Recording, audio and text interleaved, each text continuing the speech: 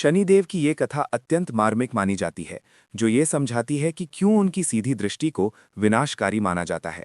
शनिदेव का विवाह चित्ररथ की कन्या से हुआ था, जो अत्यंत सती, साध्वी और तेजस्विनी थी।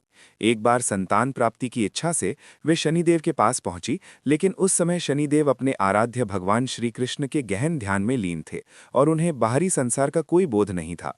उनकी पत्नी लंबे समय तक प्रतीक्षा करती रहीं, पर जब ध्यान भंग नहीं हुआ तो उन्हें ये लगा कि उनके पति उनकी उपेक्षा कर रहे हैं।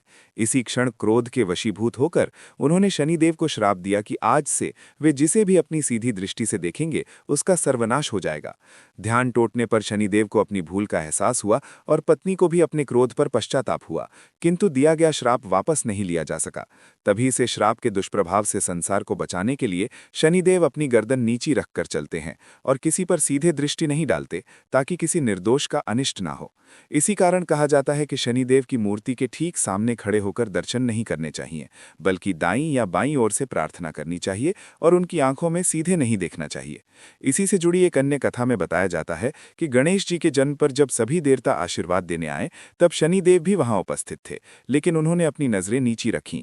माता पार्वती के आग्रह पर जैसे ही उन्होंने बालक गणेश की ओर देखा, उनकी दृष्टि पड़ने के कारण गणेश जी का मस्तक धड़ से अलग हो गया, जिसके बाद उन्हें हाथी का सिर लगाया गया। अगर आपको भी ऐसी कहानी पसंद है तो हमारे चैनल को लाइक और सब्सक्राइब करो।